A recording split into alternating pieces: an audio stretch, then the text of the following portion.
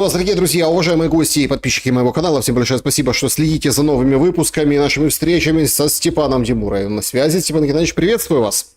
Добрый вечер. Очень ожесточенное, ну скажем так, лето заканчивается. Вроде как оно должно было пройти под знаком мирных переговоров, под знаком достижения каких-то результатов, но ВОЗ и ныне там. И это мы можем четко в этом убедиться, потому что вот в конце весны все началось, вот лето уже через 2 дня, и, ну, собственно, да, имеем то, что имеем. Друзья, всем большая просьба поставить лайк этому видео. QR-код возле меня — это возможность непосредственно поддержать канал и написать свой вопрос в конце эфира. Естественно, мы будем отвечать на вопросы из клуба зрителей Шелест, а также из тех вопросов, которые вы уже оставляете в сообществе YouTube. Все ссылки легко найти в телеграм-канале, там общение, там, собственно, наш с вами такой новостийный жизненный поток. Также я всех приглашаю в чат-трансляции, оттуда тоже будут звучать вопросы, но там еще и голосование. О нем позже. Едва скажу о том, что на Демуру тоже надо подписаться в Телеграме и его лекции. Ссылка на семинары, вот, милости прошу, тоже в описании. Опрос сегодняшнего эфира. Будучи на месте руководства Украины, приняли бы вы проигрыш в войне? Смотрите, нет капитуляция, вот эти все, ну, проигрыш. Принимаешь, не принимаешь. Варианты. Если будут гарантии мира, что ничего не возобновится, то да. Нет, никогда. Это борьба навечно. Ну, это сейчас модный тренд такой. Воевать будут до последнего украинца, до последнего издыхания. В общем, следующий вариант. Для виду бы принял, ради того, чтобы взять паузу перед реваншем. Ну и еще один вариант. По факту, да, но всем бы рассказывал, что я победил. Опрос такой специфический, и кажется, что все крутится вокруг него. Так погодите, вот если взять и поставить себя на место руководства Украины, ну получается, что делают как умеют, делают как получается. Чего к ним столько претензий? Ну, в общем, да, просто когда если вы оказываетесь на месте руководства Украины, значит, вы обременены теми же самыми проблемами, что они. А главная проблема у них, насколько я понимаю, это физическое выживание и какая-то надежда на сохранение капитала, который они заработали на войне. И они видят, насколько я понимаю, единственный возможный выход из этой ситуации – это продолжение войны. Потому что они оказались практически между условными глобалистами, так называемым старосятником, и типа американскими имперцами. Вот. Одни выводят, угрожают им Майданом, типа очередным вывели тут несовершеннолетних, вернее, от которых тут же Ермак, судя по всему, постарался избавиться, открыв границы. А вторые угрожают папочками со всеми проводками, в том числе и крипте. Вот у арабских шейхов, тут недавно информацию они все слили по поводу заработанным непосильным трудом администрации президента. Я имею в виду украинского. Вот. Да, все Поэтому обратили внимание на визиты на Ближний Восток. Такие странные Ермак и Умеров, представляете? ну, надо же договариваться. Они поехали, им сказали: чуваки, вы знаете, это выше наших сил. Мы все слили, нужно будет, да, все арестуем, заблокируем. Вот, поэтому такая вот у них интересная сейчас ситуация. Но я думаю, что, еще раз, продолжение войны – это единственный выход, который они для себя видят. Если оказаться на их ситуации, на их месте. А под каким соусом, там, это уже вторично. Здесь возникает очень интересный, ну, такой аспект, подтекст. Прошлой ночью был атакован Киев и ряд населенных пунктов. Атакованы ракетами, дронами. Все видели уже реактивные там Герань-3, то есть конкретно обломки. И все, в общем-то, ну, скажем так, этот вариант, ну вот смотрите, опять этот удар, ну вот, он действительно был мощный, и его пытаются раскрутить. Значит, все комментировали. Келок вышел, прокомментировал. Кит Келлог, между прочим, орденоносец, он Ярослава Мудрого получил за заслуги из рук Зеленского. Там Кая Каллас, Урсула фон дер Ляйен, в общем, вот все вся королевская конница и вся королевская Весь рать, Бамонт, да. все прокомментировали этот удар. Удар действительно страшный, потому что был прилет по дому, 18 погибших в Киеве, да, еще 6 человек погибло, ну, в другом городе, да, то есть подробно. Ну, судя по кадрам, скорее всего, это был обычный прилет зенитной ракеты, ну, как обычно. Ну, Потому что смотрите, если был бы прилет, там бы было бы не 18 погибших, и от дома бы мало что осталось. ну, Как от него и так показывает мало кадр. что осталось, ну так, если так посмотреть конкретно по этому прилету. Я о другом, я о том, что, вот казалось бы, надо докручивать, дожимать власть в Киеве на какие-то удобоваримые, ну, скажем так, условия. И вроде как Витков дает этот сигнал. После арабских там шейхов Умеров и Ермак к нему отправляются в Соединенные Штаты Америки, не знаю, там завтра, послезавтра будут встречи, будут там обсуждать встречу с Путиным, гарантии безопасности, ну так они рассказывают. По сути, все понимают.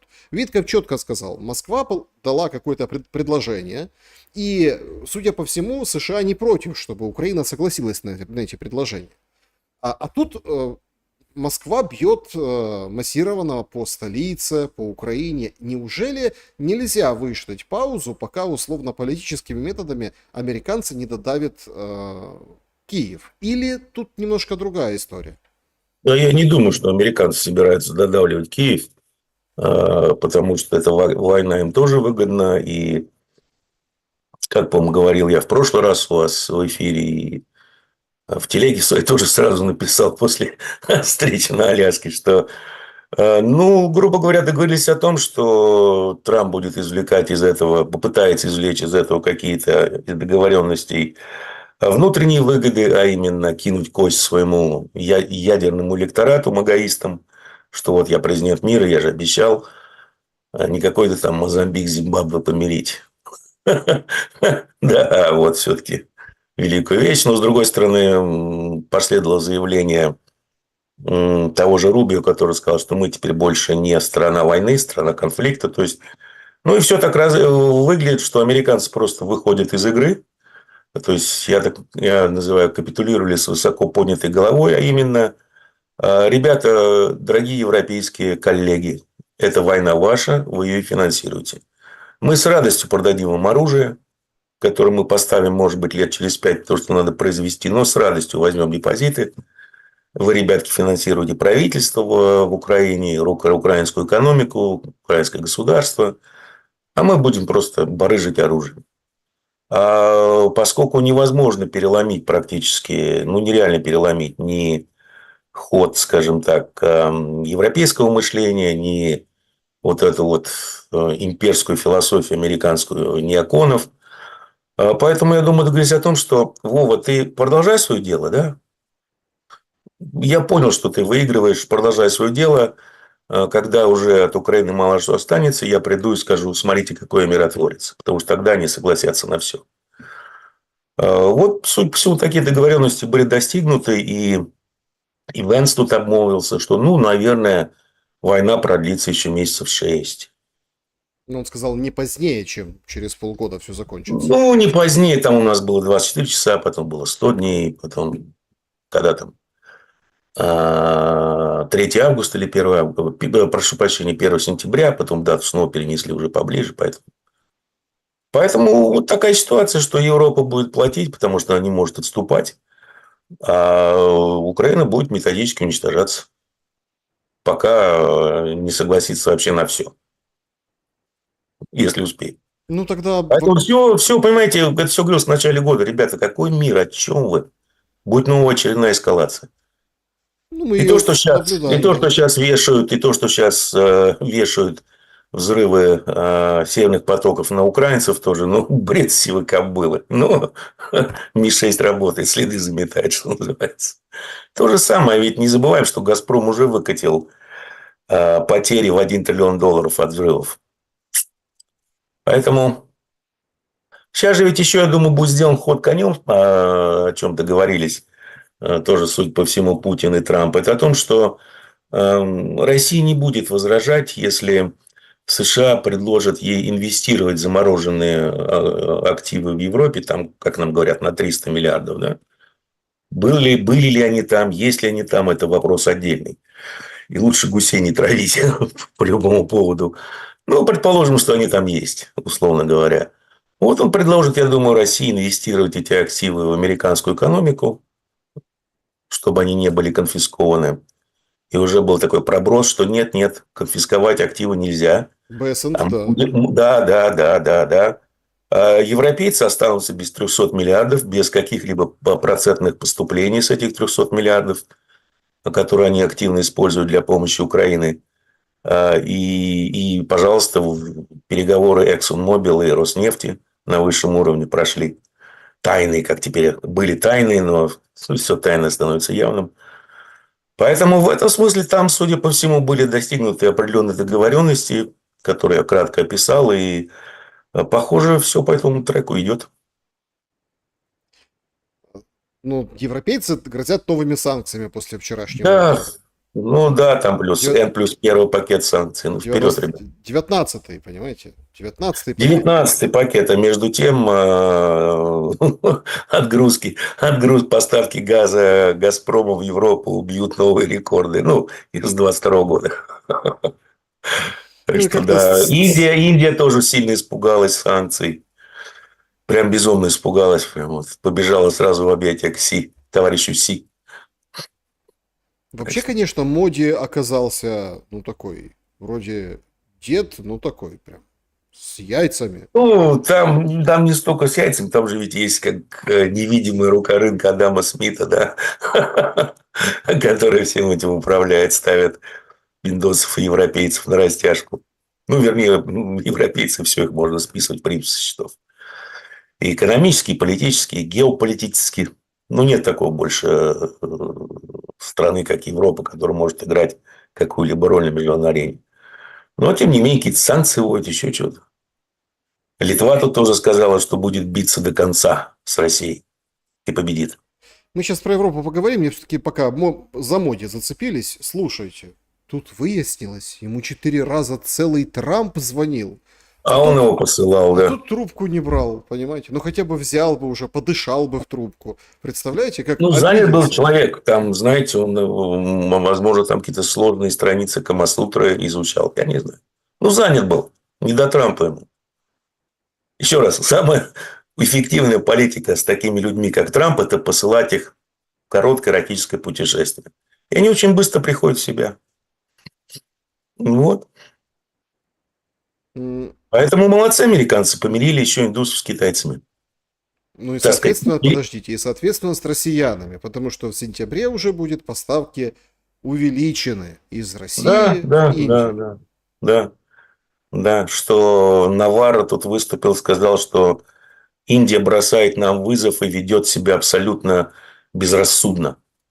Они должны были повести себя по-другому. Ну, когда империя умирает, знаете, и все видят, что король голый, ему начинают показывать средний палец. Без каких-либо существенных последствий. Ну, не скажите, вот Венесуэла, например, она как бы переполошилась не на шутку. Ну да, ну маленькая победоносная война. Тоже сам. Прошу прощения.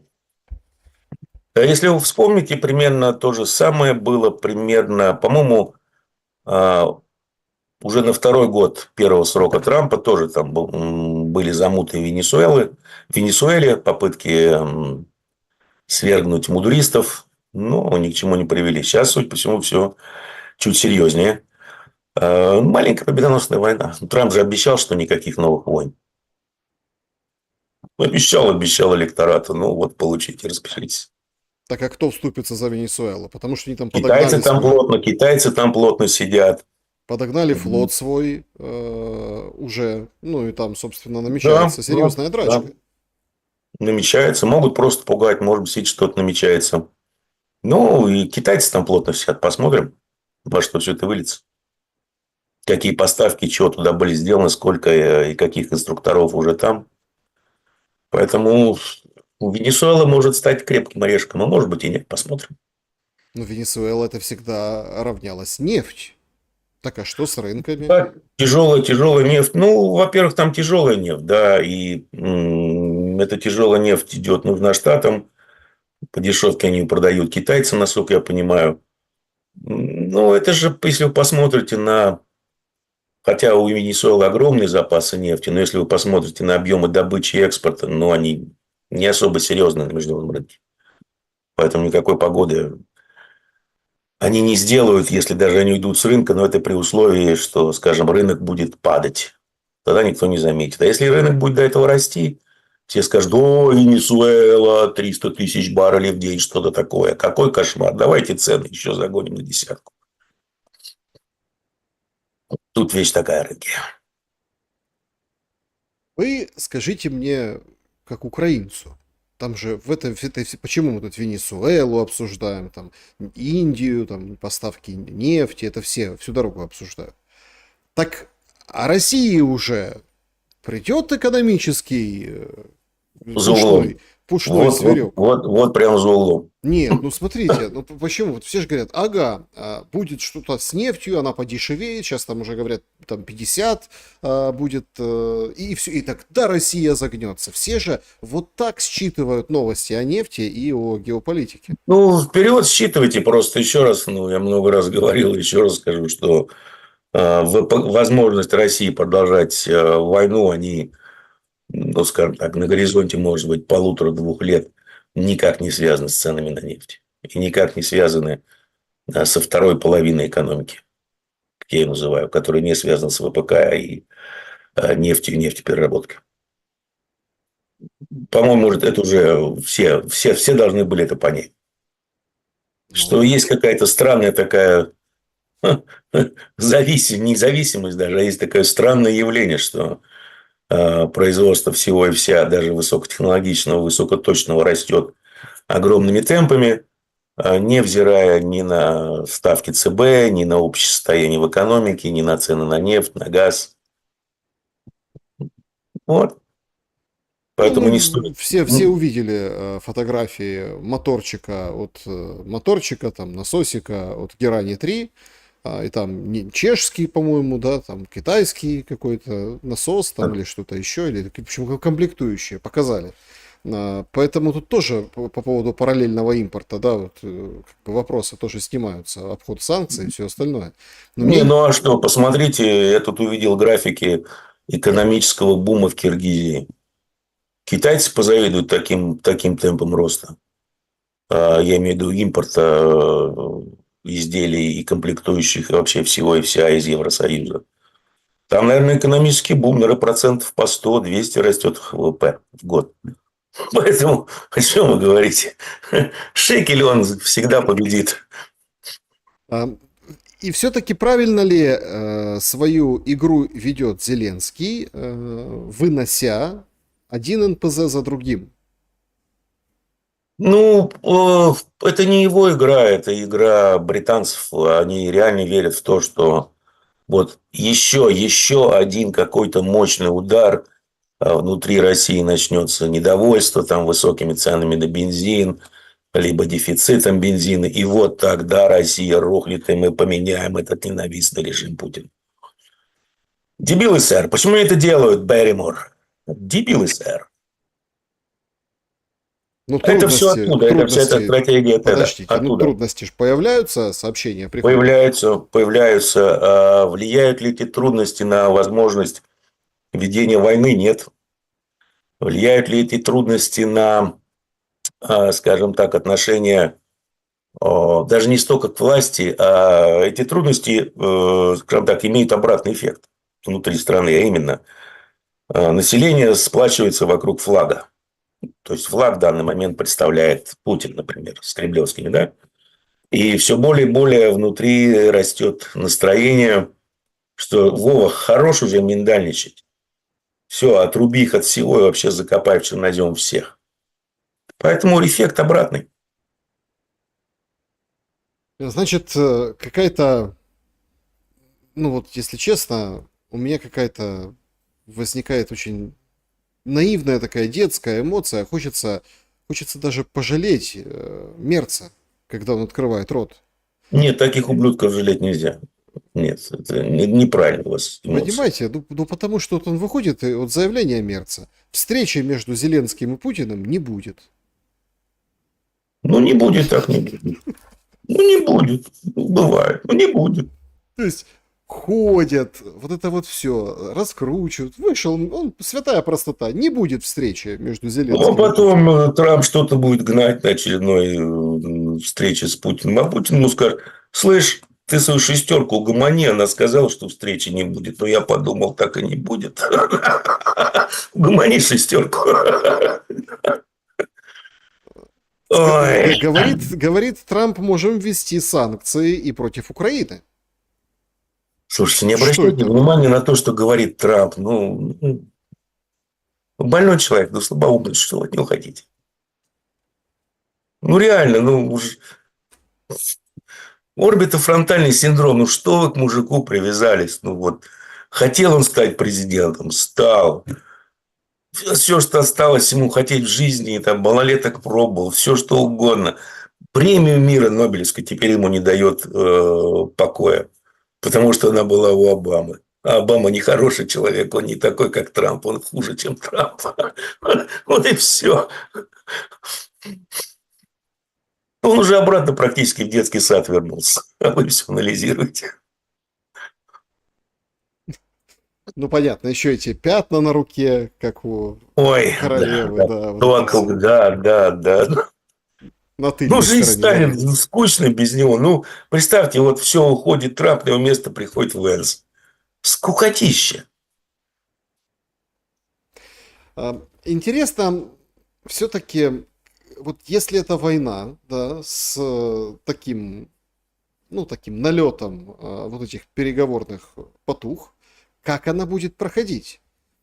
Станет ли она еще страшнее, на ваш взгляд, вот ближайшей осенью, вот буквально там через пару дней? Почему? Потому что это мы уже заходим, ну, как в новый сезон всего происходящего, и нужны, ну, как бы другие ставки. Сегодня очень примечательно выглядело, ну, там КУР показала, как они попали в корабль «Буян», который, ну, ракетоноситель, калибры носит. Но тут же, через несколько часов, в устье Дуная российский безэкипажный катер, что вообще стало удивлением, потому что никак не могли запустить этот вид дронов со стороны России, поражает украинский корабль. Там один погибший, раненые, в общем, это видео Корабль уже. затонул, да. И это видео уже ну, публикуют все. Война, вот куда движется? Вот именно в такой сермяжной сути войны. Ну, к обострению, к эскалации с обеих сторон. Потому что, я думаю, будет... Причем, вот если даже посмотреть на, ну, элементарно, эффективность использования украинских дронов. У вас какие есть возможности их использования? Удары вглубь территории Российской Федерации. При этом много топлива, малая полезная нагрузка. Достигаются в основном такие пиар-эффекты. Ну, даже если вы вывели на какое-то время из строя одну из линий, скажем, НПЗ, вы же его не полностью вывели, и достаточно других, на самом деле, резервных мощностей, которые можно использовать. То есть, это не критический урон, и на самом деле, ну, в основном, на мой взгляд, носит пиар-эффект. С другой стороны, вы можете использовать те же дроны для атаки на малые и средние расстояния за линией фронта. Топлива нужно меньше, соответственно, полезная нагрузка значительно больше. И эффект будет сразу осязаемым и реальным, да, когда вы выносите там логистику противника, какие-то центры управления, еще что-то, еще что-то. Но ведь это уже не делают, это только мы делаем. Украинцы этого не делают, потому что все рассчитано на пиар-эффект. Что мне говорит, что здесь работает вот именно та стратегия британская, что вот нужно раскачать ситуацию изнутри страны, нанести как можно больше урона, бла-бла-бла, чтобы достичь смены режима и стратегического поражения. С другой стороны, даже использование, ну, дронов тех же на средних расстояниях за линией фронта, оно очень быстро тоже прекратится, потому что ПВО просто перегруппируется, и все будет несколько иначе. Но этого не делается, вот, я думаю, по этой причине. А с нашей стороны, ну что с нашей стороны? Атаки воздушные будет просто полная аннигиляция всего и вся. Начали снова бить по энергетической инфраструктуре, по газотранспортной инфраструктуре, по Железные дороги, да. Нефтепереработки по всему, стали выносить железные дороги. Поэтому я думаю, что к зиме Украина реально может оказаться в каменном веке, без энергетики, без газа. Ну и, соответственно, это будет сильно влиять на логистические возможности ВСУ и вообще всего и вся. И потом выносятся предприятия, которые являются ключевыми для ВПК украинской. Причем, если вы раньше помните, там прилетало 1-2 герани, на этом все успокаивались, то теперь уже летит по 20-30 герани. Потом добавляются крылатые ракеты. Потом те же калибры или кинжалы добавляются по одному объекту. То есть тотальное уничтожение объекта. Не вывод из строя, а тотальное уничтожение. И так вот полномерно, причем все это в основном стали концентрироваться на каких-то отдельных целях, ну, то есть больших агломерациях, где все это есть. Выносят одну, потом переходят к следующей, вот так вот поступательно движутся. И это продолжается изо дня в день, изо дня в день. Ну да, вот это, конечно, политические заявления политическими заявлениями. Я имею в виду восклицания там из Европы, из Америки от того Ну, же Кеннеди. понимаете, ведь если вы смотрите, вот это вот, извините, европейское блядство, оно начинает меня немножко уже не угнетать, а раздражать. Ну, смотрите, сколько там было в прошлую ночь запущено? Порядка, 600, по-моему, 600 500. дронов. В общем, грубо говоря, было запущено порядка 700 средств поражения. Таких крупных, мощных. Сколько погибло, сколько раненых среди мирного населения? Ну, в Киеве 19 уже сейчас насчитали и 45 пострадавших. Потом предприятие там подальше от столицы Да, 6 а как, человек, да. например, воюет тот же Израиль в Газе? Ну, вы же Ну, там понимаете, были что бы... это несопоставимые, А я и ну, говорю, что, понимаете, вот Европа, они могут свои всхлипы засунуть в одно место, по большому счету. Они могут схлипывать, они могут вводить санкции, но это не изменяет положение вещей, что они, скажем так, оказались на обочине а почему? исторического Вот процесса. давайте подискутируем. Вот смотрите, нет, Экономики нет, давайте, ВПК нет. подождите, смотрите. Все говорят о том, что вот Европа не поможет, условно, Украине воевать. Вот не поможет Европа. Как не поможет? Деньги есть, какие-то инфраструктурные вещи перезапускаются, запускаются, выводятся на новый уровень. Вот так Шпигель пишет. Германия практически завершила создание военной железной дороги для переброски тяжелой техники и военнослужащих в западные регионы Украины. Так и пишет, что маршрут создавали по инициативе немецких властей. Проходит он от Балтийских портов через Польшу к западным рубежам Украины с центром под Краковом. Строительство стало ответом на запросы Киева, потому что помогите вооружениями. Вот они сначала дорогу построили железную, вот потом Мгм. вооружение. По коридору уже осуществляются регулярные поставки. Там даже назвали известнейший концерт, я помню, скандалы были политические, эти, Deutsche Bahn, вот этот вот. Deutsche Bahn, Да, да. вот это он теперь управлять будет этой железной дорогой. Слушайте, они дорогу железную построили, А а вы что по ней говорите, возить-то будут? как? Тяжелую технику, Тяжелую военнослужащих. технику военнослужащих. Ну-ну.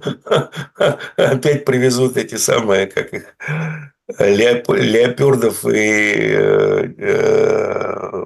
Абрамсов. Ну, пусть везут. Как вы понимаете, ведь вопрос-то не в том, что они повезут, а вопрос в том, в каком количестве они повезут. И насколько это количество или очередные вундервафли смогут изменить хоть сколько-нибудь существенно ход боевых действий. Ну, таких вундервафель нет. И, соответственно, такого количества даже обычного вооружения нет. Поэтому это все на публику работа. Кто-то делает денежки, как всегда на войне. Кто-то работает на публику, решает свои внутриполитические проблемы. Ну, бог им судья, как говорится. Значит, сегодня произошел лютый скандал, который я хотел бы, чтобы вы прокомментировали, потому что кажется, что происходит определенный, ну это не просто там раскол, а уже конкретные действия, это не просто слова. Речь о венграх и словаках. Значит, в общем, ну, это долго там, да. Сегодня запустили дружбу опять. Ну, то есть нефть пошла в сторону Венгрии, то есть Словакии, все нормально. Но до этого один раз подорвали, потом второй раз подорвали, и они взяли венгры и говорят, очень тоже интересно, позывной Мадяр у этого главного дроновода Украины, Бровни, да, у него там фамилия. В общем, они против него ввели ему, в общем, запрет на въезд в Венгрию и в шенгенскую зону. Он записал какое-то такое видеообращение, мол, там, у меня отец венгр, то есть мадяры забанили мадяра, да, в этом отношении, вот мы там, а мы, короче, Сибига даже посла вызвал и ноту протеста вручил. И все апеллируют, там, вот убитые дети, а вы вот это делаете. Но параллельным курсом, вот тоже ведь, ну, по идее, назло, венгры и словаки начали в визовых центрах в Москве выдавать туристические визы россиянам. Во где поворот. Кажется, что Венгрия и Словакия окончательно, ну, решила отодвинуться от могучей европейской семьи. Ну, ну, как они отодвинутся, да, они часть еврозоны. И обычно все такие, вот, по крайней мере, с этим, как его, все время забываю, президент Венгрии, премьер-министр, прошу прощения, Орбан. Орбан. Ну, все рано или поздно сводится к тому, когда Евросоюз выделяет очередной транш из того, что они должны Венгрии. Ну, Орбан там, скажем, выходит попить чайку во время голосования. Или его представитель. Поэтому посмотрим, как будет в этот раз. Но у Орбана, на самом деле, поскольку он такой правильный националист, он видит, что происходит в Евросоюзе, политику Евросоюза, поэтому его отношение к миграции, к Соросу, оно нескрываемо и вызывает жуткое раздражение в Евросоюзе. Поэтому из-за этого, на самом деле, начинались проблемы Орбана в Евросоюзе. Но потом конфликт, вернее, война началась, соответственно, еще пришелся удар по венгерской экономике. Ему это тоже вообще нафиг не сдалось. А касательно выхода, ну, даже не выхода, а такой уже конфронтации прямой с Евросоюзом, ну, не знаю, готовы ли они на это и зачем это им нужно. Пока Евросоюз живет, дышит, бабки выделяет, ну, можно в нем побыть для стран Восточной Европы. Но они же понимают, что они, собственно, следующие на заклание. Ну как, следующее на заклание, в принципе, когда закончатся украинцы, по идее, Западной Европы должны быть румыны и поляки. Если украинцы не смогут выполнить свою богом данную миссию нанесения стратегического поражения России, то следующими эту миссию будут выполнять румыны и поляки. Поэтому венгры как-то пока в списке, по-моему, идут третьими или четвертыми. Мерц, он же сегодня гений заявлений, говорит, не будет встречи Путина-Зеленского. Он же еще говорит, что Россия прям пойдет дальше. Вот когда Украина капитулирует, да, Россия пойдет дальше. А зачем? Ну, он этого не объяснил. Но, судя по всему... всему... если у России военные и экономические возможности идти дальше, тоже не объяснил? По-моему, таких возможностей нет просто. Ни военных, ни экономических. Воевать с НАТО. Как и в НАТО воевать с Россией. Тут всем бы хотелось, да, нечем. Ну, еще раз, я думаю, что там на самом деле вся проблема в Мерце, что он в свое время работал в BlackRock, и по большому счету они, наверное, очень сильно помогли ему прийти к власти, учитывая 2 голосования за его кандидатуру, да, которое первое провалилось. А просто BlackRock скупил очень много земель в Украине и других активов. И сейчас как-то все эти собственность над этими активами, право собственности, оно как-то подвисло в воздухе. По некоторым из них уже BlackRock они принадлежат только на бумаге. Поэтому, наверное, он отрабатывает и эту повестку, что нужно всячески помогать Украине выстоять, чтобы активы BlackRock не сменили собственника явочным порядком. Такое тоже возможно. 2 минуты назад вышел Белый дом с Ой, Трамп сообщением. проснулся. Так. Не-не-не, они говорят, Нет. США допускают, что Москва и Киев на данном этапе не готовы положить конец конфликту.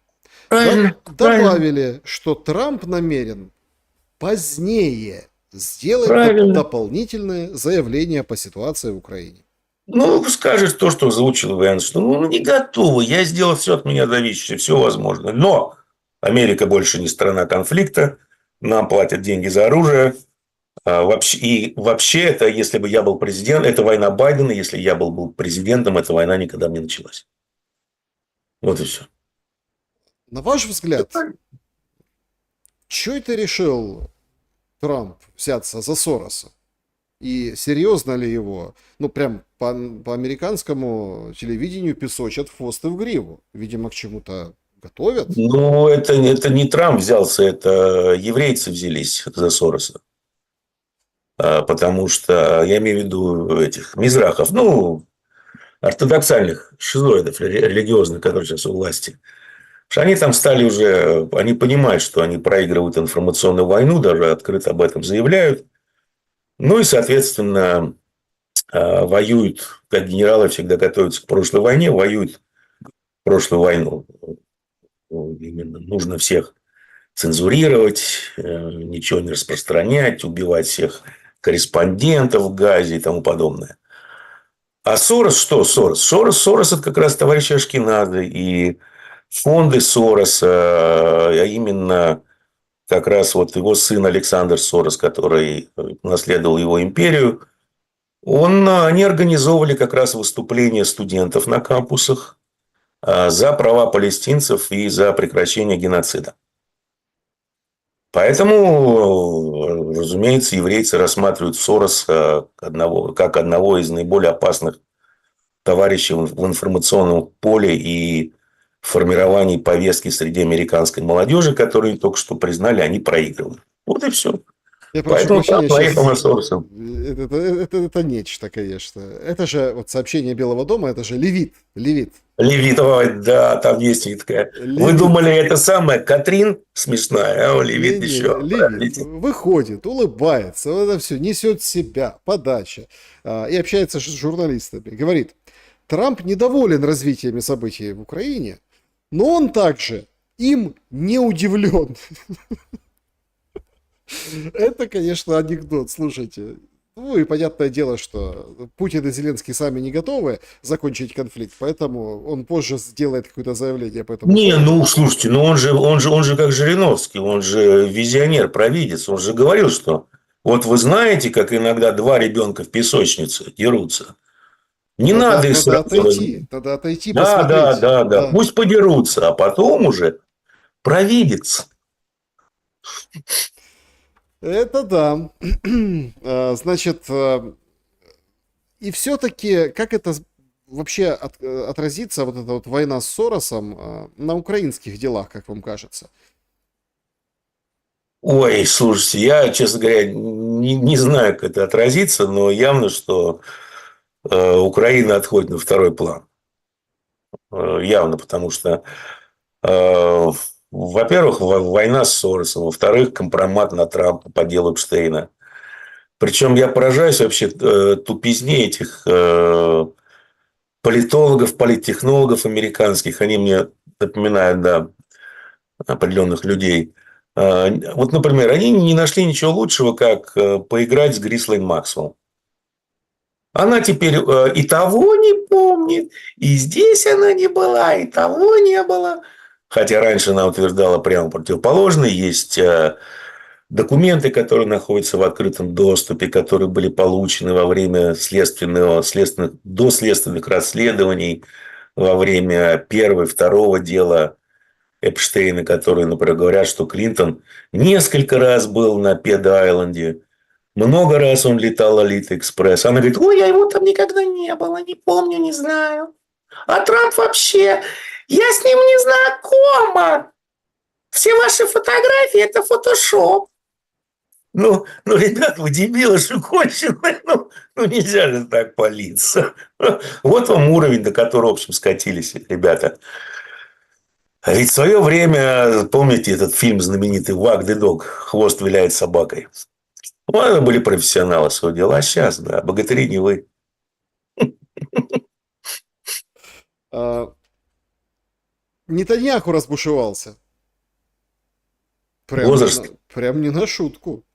Не, ну что, чувак 2 раза заявил, что он типа почти мессия, он чувствует это. Вот-вот у него вырастут рога, и он станет мессией. Поэтому ему можно. Да, извините, что прервал. Ну, я просто сейчас тоже слежу ну, потихоньку за Левит, да, ну и брифингом в Белом доме. Мы просто в прямом эфире, поэтому вот так. Значит, во-первых, США не исключают применение силы против Венесуэлы для борьбы с наркотрафиком. Вот такое вам сообщение, то, что мы обсудили выше. То есть, судя по всему, заварушка там начнется. Ну а журнал «Атлантик» пишет, говорит о том, ну, страшные вещи на самом деле. Трамп недоволен Зеленским и Европой, потому что считает их требования по регулированию нереалистичными. Ссылается на... Они лишают его Нобелевской премии мира. За это должны быть жестоко наказаны. И будут жестоко наказаны. Как я вам уже описал. Да, вернемся к Биби Нетаньяху. Слушайте, ну, бьет по Йемену, равняет Газу, и кажется, что, ну, собственно, уже там вопрос закрыт. Это Где? истребление, ну, я имею в виду в Палестине, истребление А, палестинцев, заход, оккупация, снесут все под корень, потом что-то отстроят. Ну, слушайте, они этим занимаются уже... Сколько война там идет? 2 года? Нет. Когда было 7 октября? В каком году? Ну, в прошлом, Позапрошлом, как минимум. 23, да, 23-м. Ну вот, уже почти 2 года они этим занимаются с нулевым результатом. Ну, как с нулевым? Они убили порядка 200 тысяч палестинцев. Это по данным журнала Lancet, уважаемое издание. Но это были данные на, по-моему, на 6 месяцев назад, если не больше. Так сейчас уже, наверное, больше. А Хамас живет и здравствует. Вроде же все сравняли с землей, истребили весь Хамас, а он живет и здравствует. И несут они потери там приличные в Газе. Поэтому это надолго. А Ну, вот хуситы? интереснее. А чё хуситы? Их почти 10 лет бомбили. В пустыню вбомбливали американцы и саудиты. И пофигу. Они привыкли. Не, ну когда Реально. президентский дворец раздолбали, ну простите, ну как бы, Ну и что? а что за мода у них бить по президентским дворцам? Это символичная декапитация. Еврейцы помешаны на методе декапитации какого-то движения. Ну, начиная с Христа, они, конечно, грамотно выступили. Христианство до сих пор живо. Там Тони Блэр решил поговорить с Трампом про Иран, и, судя по всему, собираются, ну вот как-то, собираются новые санкции против Ирана вводить. Снэпбэк, да, сегодня активировали, да, в течение месяца. Там ООН должна официально принять решение, и после этого возвращаются все санкции. Ну, я думаю, что в России и Китае не будут их просто соблюдать. Все как я думаю, что и многие остальные страны. Все свободны, все гуляют. А Иран что? Иран, я думаю, выйдет из договора о нераспространении. Недаром там сейчас пиндосский этот самый самолет в Кувейте базируется. Как он называется-то? Снифер. Ядерный разведчик, который будет фиксировать возможные выбросы после испытаний. Ну, испытают иранцы ядерную бомбу, будут, как еврейцы, об этом молчать, ну, не отрицать и не говорить о том, что мы ядерная держава. Ну, замечательный результат. замечательный результат американской политики. Но дело в том, что сейчас, я думаю, иранцы начнут уже так подзуживать еврейцев на очередную войну, потому что тот же Нетаньяху открыто заявляет, что дело не завершено, с Ираном нужно разобраться раз и навсегда, будут их подзуживать на новую войну, и на этом еврейский вопрос, я думаю, будет решен на Ближнем Востоке. Причем очень быстро. Ну, вот Поэтому как там бы такая ситуация будет интересная. не сбывается вот этот еврейский вопрос, его решение. Там, Ну, смотрите, понимаете, смотрите, что значит не сбывается? Что значит не сбывается? там проблема в том, что там уже внутри Израиля раскол. И уже, ну, правда, Они, понимаете, у них раскол по религиозным каким-то, на религиозной почве по отношению к устройству, к внутреннему устройству Израиля, к ветвям власти. А когда дело заходит, скажем, о геноциде палестинцев или о священной войне с Ираном, ну, там 85% поддержки по всем опросам политики Нетаньяху. Поэтому здесь никакого раскола нет. ну, то есть вы думаете, повоюют еще Израиль с Ираном? Ну, я думаю, недельку-две они продержатся против Ирана. Ну, все уже, понимаете, ведь перемирие-то запросил Нетаньяху. Стал угрожать Трампу, что если ты сейчас не организуешь перемирие с Ираном, то, типа, можешь попрощаться со своим большим прекрасным Биллем. И еще мы там фотографии кое-какие выпустим, ролики. Ну, и все, и было организовано перемирие. Израиль запросил перемирие. Он уже на третий день понял, что сейчас его будут кончать. Ну, и еще в неделю таких ракетных атак, когда уже атаки переносились на гражданские объекты, инфраструктурные и тому подобное, они привели к тому, просто Израиль бы оказался в каменном веке. И с энергообеспечением, и с водообеспечением совсем. Ну, видать, не поняли урок. Тяжело усваивается. Ну, просто в Библии такого не написано, вернее, в их писании, да, в Ветхом Завете такого не написано, значит, этого не может быть в принципе. Гога с Магога они должны победить. Гогу с Магой. Вообще странно, Ребят, вас обманули. странно, конечно, как пытаются брать и расковыривать вот эти старые раны. Ну, ладно, там вот эта ситуация с поляками и, ну, бандеровцами, да, то есть, понятно, там одни говорят, там, мне так нравится эта отработка информационная, нашли какого-то комика по фамилии Скиба, он говорит, вот, там, мы сейчас идем к Путину, что вы делаете, мол, зачем вот это вот все, ну, там, оправдывает, как бы, да, ну, принимает украинскую сторону. А украинская сторона вообще какая-то странная, то есть выслали, депортировали людей за то, что флаги УПА, да, на УНСО. Тоже белорусов не выслали, а украинцев так вот всех погнали. Навродский говорит, не, ребята, вето на законопроект, давайте отдельно голосовать за Starlink, отдельно там по категориям, не надо все в одну кучу, всем вот это. И уже считают, говорят, ой, около миллиона украинцев не будут получать вот эти свои 800 злотых, да, которые там помощи. То есть постепенно вот это под эгидой вот этой идеологической закрывается вот такая финансовая форточка. Но когда Нетаньяху говорит, слушайте, мы признаем геноцид армян турками. Да елки-палки, тебя забыли спросить, Биби? Там уже Пашинян прилетел в Турцию, они уже там вась-вась, уже договорились, уже там ходят, там обустраивают этот Зангезурский коридор, как там кто, чья будет земля, чьи будут столбики. Там. Какую долю процентов от замороженных российских активов они будут получать? Мне это напомнил, помните, наверное, уже ближе к концу 23 года, тогда поляки с украинцами дрались за то, кто будет распоряжаться этими активами. Не, ну слушайте, ну Эрдоган там выступает, что, мол, там геноцид творите в Газе. Ну, еврейцы подумали, а что, а ты чем лучше? Ты вот армян геноцидил. Ну, это все уже такое низкопробное шоу. То есть люди вообще потеряли страх, разум и совесть, в принципе.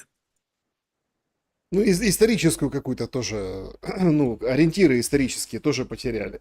Это заметно. Ну, то есть непонятно, куда вообще, скажем так, движется дальнейшее, ну, так, дальнейший уровень развития элит. Понимаете? То есть вот, Вниз, в деградацию, нет, они уже деградировали. Ну, еще раз, я вот абсолютно четко уверен, что отрицательная селекция в элиты, она привела к тому, что количество дебилов во власти перешло в качество. Система, в принципе, неуправляемая. И не надо, знаете, как говорится, не стоит путать идиотизм с теорией заговора. Реально неуправляемая система. Мировая, любая. Есть какие-то, понимаете, вот когда нет каких-то существенных внешних шоков или воздействий серьезных, вроде все работает, вроде все функционирует. И демократия, и права человека, там еще что-то. А когда наступает такой маломальски критические какие-то параметры возникают, приходит внешнее воздействие, вдруг оказывается, что ответить-то на него нечем. Никто вообще, все без понятия, что делать, и зачем делать, и как делать, и куда мы вообще идем. Ну, вот, поэтому, увы, это деградация элит.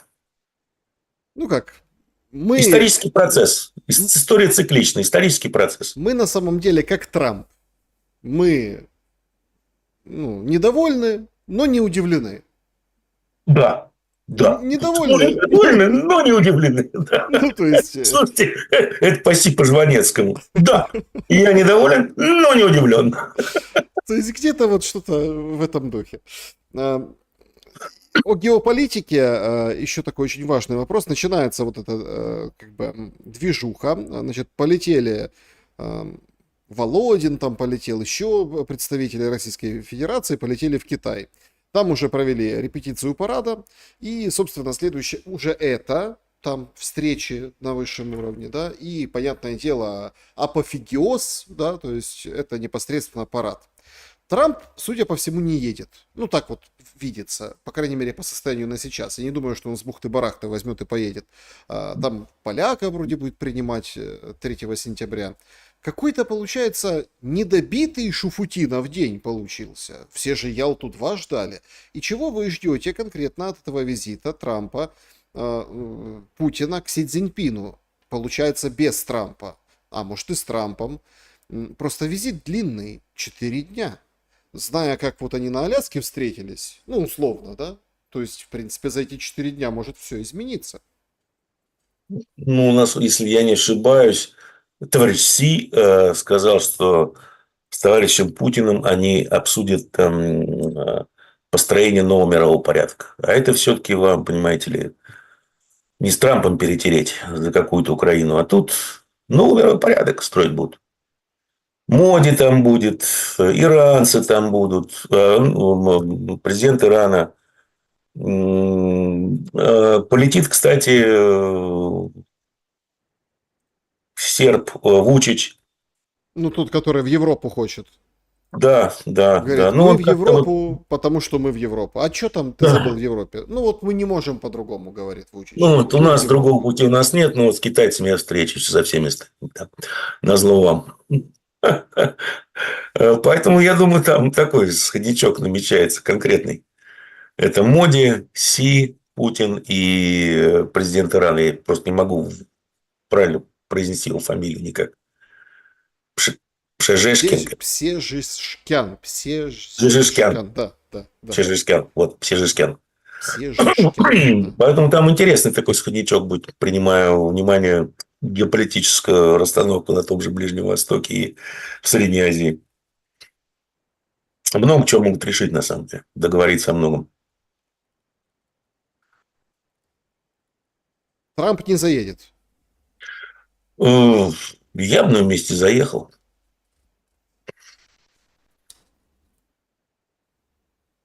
На месте заехал. Да, друзья, пожалуйста, ставьте лайки, доголосовывайте. Сейчас будем подводить итоги нашего сегодняшнего голосования. Степан Геннадьевич, тема, которую я хотел бы с вами обсудить в двух ключах. Понятно, в военном плане, вот мы с вами все-таки опять, ну как, вы на этой позиции настаиваете, и, судя по всему, Ну, после вот этих заявлений тоже. Хотя это тоже может быть игра, такой пинг-понг. Короче, миром не пахнет, будут продолжать воевать. То есть Вашингтон дает добро. Ну, типа, Уже дал. сейчас Трамп выйдет, что-то скажет, но по сути Как, да, они, как европейцы хотели решения вопроса на поле боя, они его получат. ну, то есть, судя по всему, будет война продолжаться.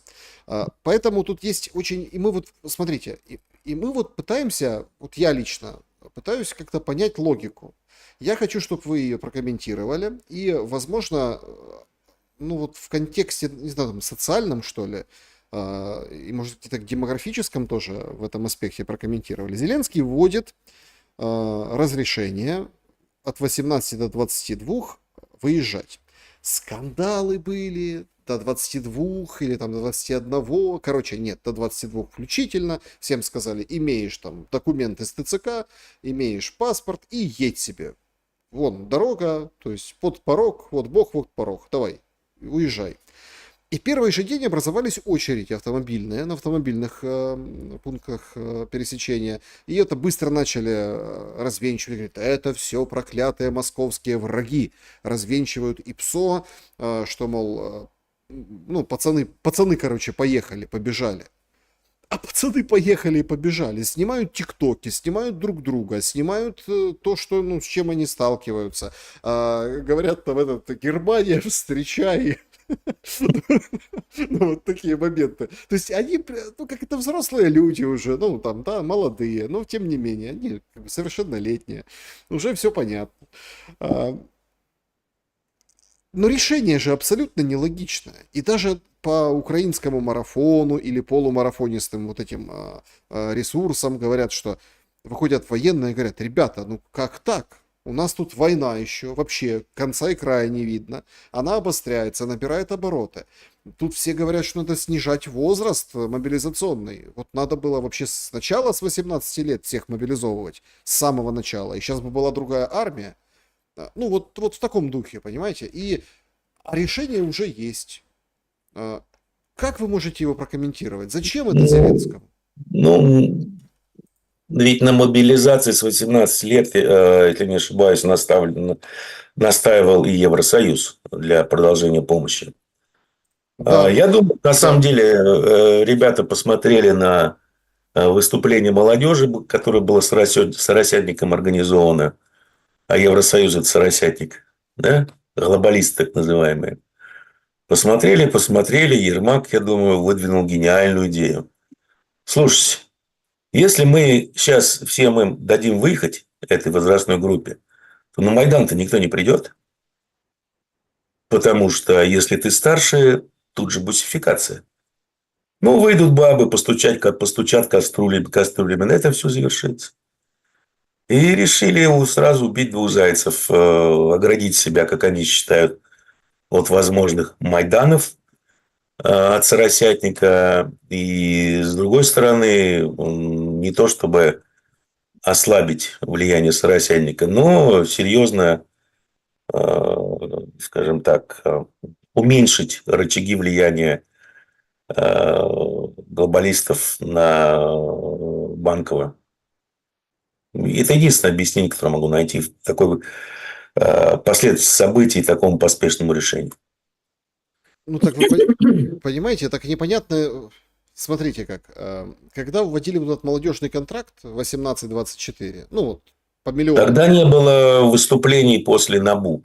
Случая с Да, НАБУ. я просто к чему? Я к тому, что они сделали такую штуку, правда там тоже, кто получил, кто не получил, отзывы разные были, но вроде как законодательно они вот оформили каким образом? Что ты типа, если в 22-м году, ну когда началась большая война, да, или там позже, ты попал и пришел в вооруженные силы, в этот период, в этом возрасте, от 18 до 24, то тебе как бы задним числом этот миллион тоже, ну, тоже дадут. Тут как? Ну вот а тут как? Ведь многим было за эти 3 года, ну, по 21, по 18, по 21 году. И они бы с удовольствием уехали, но их поезд, получается, ушел. То есть абсолютно нелогичное какое-то решение. То есть, подождите, тогда мы закрывали, а сейчас, получается, мы отпускаем. Так а что поменялось? Форс-мажор. Форс-мажор поменялся. Вот прошли, по всей видимости, достаточно серьезные для Ермака и Зеленского выступления, организованные с Россельником. Они посмотрели на возрастной срез и поняли, что нам такого не нужно, Соросятника. Поэтому мы просто выпустим всех, кто может выступать, они уедут, остальные, кто выйдет, будут басифицированы. Вот и все. Так, а подождите, а Европа как? Нормально к этому А они относится? что-то сказали? Не, им Пока вообще нет. не до этого. Ну, Ну, посмотрите, с одной стороны, это минус, уже посчитали, 400 тысяч человек, вот так сходу. это, да, да, да. Это вот так, в этом и следующем году. С другой стороны, это опять минус денежка из европейского бюджета, потому что они хоть и 18-22-летние, молодые, здоровые, горячие, но не дураки. Они пойдут и будут свои 3 копейки пособия украинцам получать. Что это? Как бы надо же легализовать, ну если там переезжать на Так. совсем, надо больше 90 дней, правильно? То есть, значит, Мгм. надо, так сказать, беженство получать. Ну, в общем, какая-то непонятно, глоток свободы это или, ну, такой Нет, шаг в это бездну? я думаю, я могу только это объяснить вот еще раз последовательность событий, как это произошло. И та спешность, с которой принимали решение, это единственное у меня объяснение есть логичное и самое простое. Бритва лезвия Окама. То, что, ну, Ермак испугался просто. И было принято решение, что, ребята, вот надо избавиться от этой возрастной группы. Как? Разрешить им выезд за границу. Мгм. А почему вы говорите Ермак? Ну, потому что, ну, кто такой Торчок? Ну, комик. Что с ним взять? Одной дорожкой больше, там была бы красная кнопка, он бы ее бы нажал, но несерьезный товарищ. А Ермак, да, такой серый кардинал, и Зеленского любит. Предан. Лучше бы Украину любил. Не, ну, Не, ну понимаете. так как Зеленского не надо, конечно. Да, друзья, подведем итоги нашего сегодняшнего. Хотя, в принципе, он так и делает, да. Да. Будучи на месте руководства Украины, ох, как хорошо, да, вот закончили мы к вопросу, как раз вот тютелька в тютельку, в хорошем смысле этого слова. Приняли бы вы проигрыш в войне, если бы были на месте руководства Украины? 7% нет, никогда, это борьба навечно. 10% для виду, ну, как бы показал, что да, но это пауза перед тем, чтобы собрать силы и пойти дальше воевать. На Москву, да. 34% по факту да, но всем бы говорил, что я победил. Ну, то есть я знаю, что я проиграл, но всем рассказываю, что я победитель. И 48% если будут гарантии мира, то да. Ну, вот такой вопрос, Степан Геннадьевич, так а что с гарантиями мира? Но их нет и не будет. Ну, слушайте, какие гарантии мира? Там, если не ошибаюсь, Зеленский подписал около 30 договоров с европейскими странами и с Канадой о гарантиях каких-то безопасности, мира уже. А какие ему еще гарантии нужны?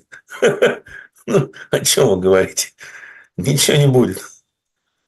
Единственная гарантия безопасности Украины, по большому счету, это нейтралитет и полный нейтралитет, отказ от всего, в том числе от армии. Она нахрен никому не нужна. Ни нам, ни НАТО. Значит, переходим к вашим вопросам. Режим Блиц. Поехали. Ну, да, приходят новости. 21 погибшие в результате ночного удара по Киеву. Ну, в Киево. Продолжаются спасательные работы. 21, то есть растет количество жертв. Ваши вопросы с клуба зрителей. Кинг, он же король в переводе, пишет: «Дядя Степа, добрый вечер, Александр, привет вам из Казахстана. Как вы считаете, какие реальные гарантии и от кого получат и примут Украина и Россия?» И я хочу похвалить этого пользователя, он правильно ставит вопрос. Да. Украина и И Россия. Россия, да. На самом деле никаких гарантий ни от кого получить нельзя. Ни Украине, ни России, поскольку, на мой взгляд, Запад он не договороспособен, в том смысле, что он нарушал многие свои обещания, многие договоры. А все эти гарантии бумажные, ну, вспомните тот же Будапештский меморандум. Ну, какие гарантии? Никаких гарантий нет. Для Украины, в принципе, еще раз. Единственная гарантия, вот, на мой взгляд, для Украины это полный нейтралитет, отказ от какой-либо армии, потому что в этом случае она будет не нужна ни НАТО, ни России. НАТО она не нужна будет, потому что там ничего не разместишь, и ее же против России не используешь. А России то же самое не нужна, потому что не будет представлять угрозы, скажем, заниматься оккупацией территорий с враждебным тебе населением, я имею в виду там Западную Украину, но это никому не нужно, в принципе. Пусть трепыхаются сами. У России гарантий тоже никаких и никто не даст. Здесь единственная гарантия – это Украина. Да, есть Украина, есть проблема. Нет Украины, нет проблем. Я это говорил с самого начала, и поэтому война будет продолжаться до практически превращения Украины в какой-то непонятный кусок земли где-то там в Галиции. Да нет, ну, тут другое страшно. Вот смотрите, я приводил когда пример, ну, еще там на телевидении работал, то есть вот Сирия бурлила, помните тот период, там, ну, довоенный, до большой войны. А до этого там ближневосточные вот эти все, да, вот замесы. А, превратят нас в какую-то, не знаю, латиноамериканскую какую-то, или ближневосточную, или африканскую какую-нибудь, да, вот это не пойми что. Вроде на карте политической светится, вроде тут есть там и президент какой-то есть, и какие-то, ну, элементы, атрибуты есть. А по сути, ну, ужас, что происходит вокруг. Суверенитета нет. Суверенитета не будет. Ну, и так у вас, по большому счету, суверенитета нет. Все под бритами. Да если так посмотреть, то у кого сейчас есть суверенитет относительный? У американцев есть. У китайцев, может быть. Ну, у китайцев точно есть. У американцев точно есть. А все остальные, ну, так, непонятная ситуация, под кем они ходят и кто вообще навязывает свою повестку и нарративчики. То есть Россия тоже под кем-то ходит. Ну да, а что нам остается делать? Мы что, китайская экономика или американская экономика? У нас есть такая же финансовая система, политическая устойчивость, экономическое влияние. Нет. Значит, должен находить себе папика, спонсора. Вот, спонсор. Это естественный процесс. Потому что международное право, международные законы больше не существует. Существует только один закон джунглей. Кто сильнее, тот и прав. Значит, надо быть сильнее. Хотя бы на своей территории и своими соседями. Ну, это как Лукашенко говорит, ой, я бы не был диктатором, но по-другому не получается. Ну, типа, по-другому не могу. Ну, примерно так, да. Лина Востроилова, как вы считаете, для украинца язык это враг, инструмент или фетиш? Я думаю, что все украинцы разные. Кто-то более подвержен пропаганде, кто-то менее. Ну, как-то, честно говоря, никогда не задумывался. Ну, хочет человек говорить на каком-то языке, ну, пусть говорит. Но пусть ему другим разрешают говорить на его языке. На украинский странные. Там, вот мы говорим на мове, а на русском, русскоязычном говорить не могут. Ну, ребят, так не бывает. Бывает, видите. Как. Ну, какое-то время бывает, потом все заканчивается очень печально. Сергей спрашивает, получится ли у Донни уволить Лизу Кук? Ух, там мы такая, все тараканы в банке сцепились. Она же уже, Лиза Кук, подала в суд на Трампа, на Пауэлла и еще на кого-то. Там сейчас будет вылезать все. Давайте объясним. Лиза Кук это член Совета управляющих ФРС. Да. Поскольку Пауэлл это... Он долгое время работал на руководящих должностях в компании Carlyle. Carlyle – это инвестиционная компания товарища Буша. Ну, еще и товарища Бен Ладена. А товарищ Буш, клан Бушей – это череп и кости. И они в свое время умудрились клан Рокфеллеров задвинуть под шконку. Вы понимаете, да, мощь этого клана. А кто такой Трамп? Пустое место. Поэтому он-то что-то повякал, пописал гневные твиты. совсем оборзел, решил опустить Пауэлла принародно около ФРС, когда там вот тут денег столько потратили, 300, сколько, 20 миллионов, 3,2 миллиарда. На что Пауэлл его опустил тоже прилюдно, сказав: чувак, это здание было построено 5 лет назад. После этого как-то гневные твиты вообще сошли на нет. Видать, Трампу намекнули, чтобы он знал свое место в иерархии. Что он просто сидит на кресле, его греет на троне. А с Лизой Кук, ну, это такая, знаете ли, кампания против ФРС. Ведь что нужно Трампу? Что им нужно? Им нужно поддерживать каким-то образом экономику на плаву. Они думают, что низкие ставки – это панацея. Ну, Трамп просто по-другому, с навара они думать не могут. Но они забывают, что когда ФРС понижал ставки 2 раза, длинный конец кривой доходности, он шел против них. Доходности росли. А для экономики важнее всего как раз 10, 5, 10-летние облигации, даже 30-летние доходности по ним. Потому что это ипотека, кредиты, все на свете. А эти дурачки озабочены одним: как бы финансировать, как продолжать финансировать увеличивающиеся расходы правительства и финансировать госдолг. А для этого им нужны низкие ставки, как они считают. Но они получат прям противоположный эффект. Пока они, потому что переходят, если вы посмотрите на политику Трежерис, начиная с Йеллена, они переходят на финансирование T-билами там, и коротким концом. Потому что там есть огромное количество покупателей, в том числе это институциональные фонды, пенсионные фонды. Сейчас этих самых криптодрочеров туда загоняют через стейблкоины. Но ну, это короткий конец. Но у вас там всего 25% или 26% госдолга. Они его хотят увеличивать. Ну, смотрите, это очень опасная игра, потому что если вы посмотрите на тот же на индекс цен в PPI, который выходит, ожидали 2,2, он вышел 3,3 год года. А если вы посмотрите на динамику индекса цен в PPI и на динамику CPI, то динамика индекса цен, она опережает CPI на 4 месяца. То есть, скоро у нас будет разворот инфляции вверх. Ну, причина элементарная, еще раз. Кто-то за вот эту всю дурь Трампа Наварро с тарифами должен заплатить.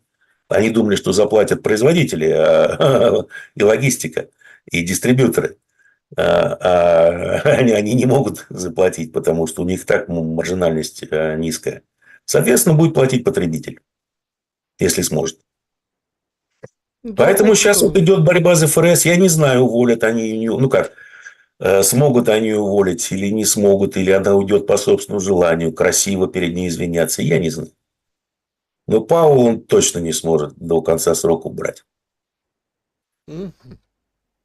Ну, понятно, что Пауэлл, ну, то есть логика Трампа понятна, да? Ну, там просто она же Мне там... нужна шестерка, чтобы как все вокруг меня говорили, какой я великий, какой я божественный, что я мессия.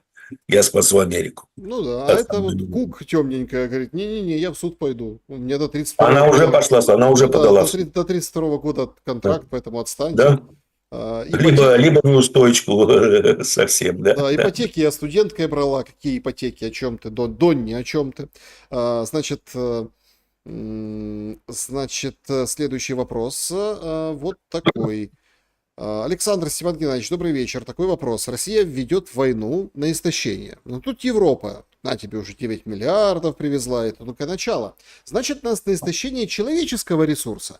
Но сейчас атаки штурмы проходят по 6-10 человек, а бывает и по 20. Это вообще как Куликовская битва по этому, ну, по характеру войны.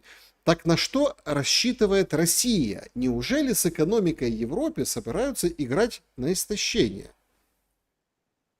Ну, играет, опять же, это же не экономика Европы, это ВПК Европы, его возможности, возможности ВПК США. Кто производит боеприпасы и технику? Это же производит ВПК. А с этим в Европе и в США, в НАТО огромная проблема, потому что это вам не американская армия там, конца 90-х. И ВПК, который был заточен на производство оружия вообще в адских количествах. Тогда концепция была такова, что американская армия должна быть, и, соответственно, ВПК должны быть способны вести две войны, плюс возможность участвовать в третьем ограниченном конфликте.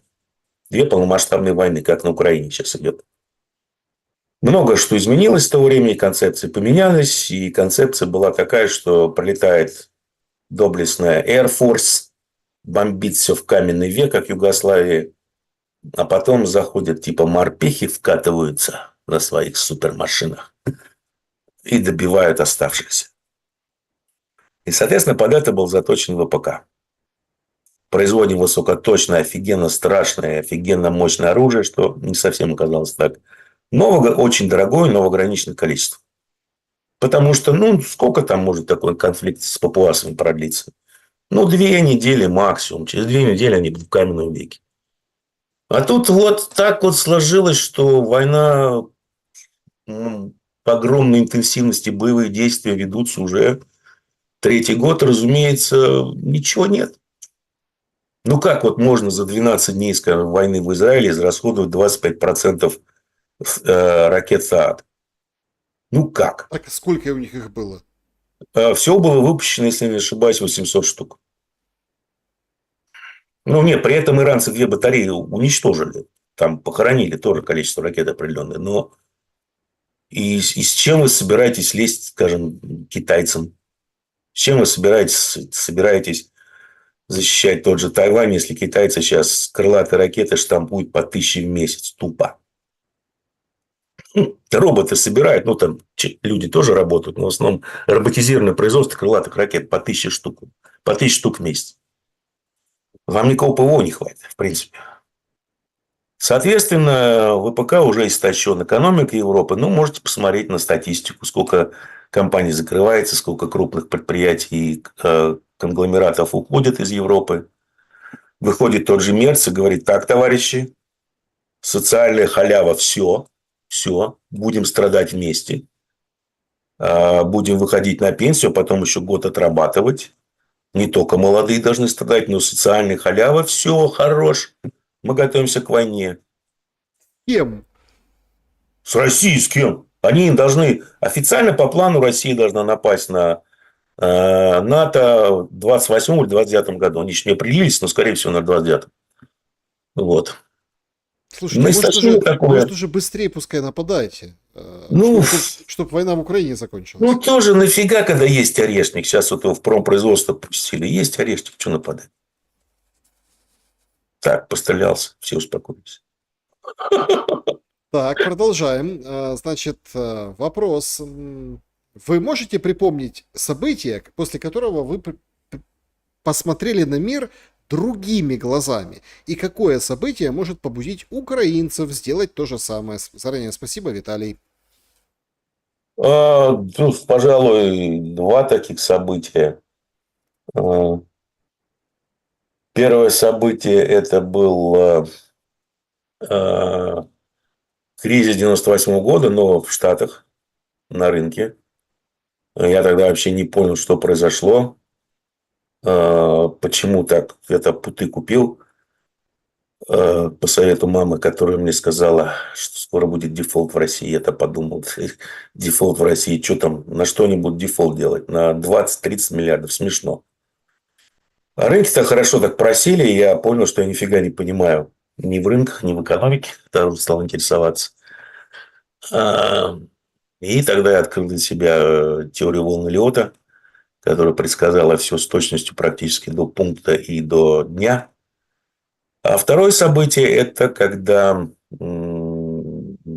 Запад отказался от стамбульских договоренностей. Я, скажем так, подозревал, что западные элиты с головой не особо дружат уже давно. Когда они отказались от плана, скажем так, и сделали величайшую глупость, я понял, да, я был прав, они реальные идиоты. Ну, то есть здесь имеется... Изменило мою точку зрения на происходящее значительно. В том смысле, что, знаете, я был... Ну как, есть теории заговора, есть теории заговора. Да? Вот теории заговора, которые там все время все крутили пальцем у виска и ржали, но они оказываются правдами. Про та же Чумка и тому подобное. А есть теории заговора такие уж совсем уж такие, что, знаете, вот там какие-то великие мозги работают за кулисой, что-то планируют. Все запланировано там по датам, по какому-то еврейскому календарю, еще куда хера. Ребята, не путайте вот эти такие теории заговора с идиотизмом. Если что-то происходит, чаще всего это идиотизм. Степан Геннадьевич, Украина через 10 лет, какой вам видится? Андрей спрашивает. Ой, ой. Но образования не будет такого, какое было. Промышленности тоже. Скорее, ну, долговые рабы. Будьте долговыми рабами. Все активы будут принадлежать того, что осталось в Украине. Они будут принадлежать Западу. Они уже принадлежат Западу. Степан Геннадьевич, по вашему мнению, кто следующий после Гусмана и Маркова? Недавно вроде хорошо пообщались Россия и Азербайджан по бизнесу. И пустят ли иранцы американцев в Зангезур? Ну, во-первых, там, как всегда, Трамп много говорил, но подписаны протоколы о намерениях, да, не более чем. А Марков, Гусман, ну, за ними последовало очень быстро все активы товарища Алиева, связанные с нефтью и газом в Украине, вышли из чата. Кто следующий, я, честно говоря, не знаю. Я просто тусовку не отслеживаю. Мгм. Значит, Алексей Фимин, в общем, Алексей, в прошлом эфире Диму рассказал, что миром правят некие три толстяка. Вопросы. Каковы их задачи, ценности, идеалы? Это их задачи или они исполняют еще чей-то план, предков, старших товарищей? Попросту, зачем им это надо и что им надо? И второй вопрос. Если реально три толстяка, то какой смысл в этих всех бриты решили, Путин задумал, Зеленский превратил страну и так далее? Если все лидеры не субъектные мартышки, то какой смысл анализировать этот цирк уродов? И за что тогда вообще льется кровь? Благодарю, всем мира. Ну, про цирк уродов я согласен, да. Но, скажем так, наверное, несколько примитивное понимание у товарища того, как управляется мир. Есть иерархия управления, да. Например, украинским конфликтом, на примере украинского конфликта, украинской войны. Что это такое вообще? Ну, это часть, скажем так, плана по смене режима в России, там, бла-бла-бла. Зачем это нужно? Ну, чтобы полностью, типа, подчинить Россию британским интересам. Ресурсы. Ресурсы. У Европы нет ресурсов. Все ресурсы у нее после войны, остатки ресурсов отобрали американцы. Ресурсов у них нет. Значит, им нужны ресурсы. Вот под рукой. Вот такой вот, например, да? Что значит управление на высоком уровне? Вот там эти три человека. Ну, во-первых, они, скажем так, с предками. Вот я, чтобы просто объяснить, это все идет от предков. Белых предков. Как они могут управлять конфликтом на Украине? Они могут всего лишь, скажем так, создавать некую общую картину, давать, что ли, директивы, что вот нужно сделать так. Задача получить такой-то результат. Примерно вот процесс должен идти в этом направлении. Ребята, работайте. Но когда ребята уже деградировали, они не могут работать, ну вот получается потеря управления даже вот тремя такими уважаемыми людьми. Пытаются они это все, насколько я понимаю, каким-то образом ректифицировать, но еще раз, когда вы набираете преданных, а спрашиваете как с умных, ну, получается то, что получается. Андрей Плеханов, вопрос. Степан, валюта БРИКС, реальность или нет? Может быть, когда-нибудь потом. Ну, ведь БРИКС, они официально заявляют, что главная задача – это осуществление платежей, трансграничных платежей в своих валютах. Поэтому, в принципе, как таковая валюта БРИКС, ну, не особо нужна. Но здесь еще надо понимать, я не знаю, понимают китайцы или нет, что если будет какая-то валюта БРИКС, она, разумеется, будет основана на юане. Каким-то образом она будет очень крепко связана с юанем.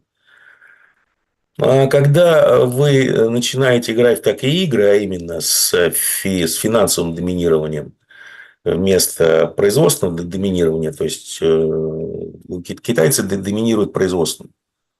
У них меркантилистский подход, а не финансовое доминирование, как у Штатов.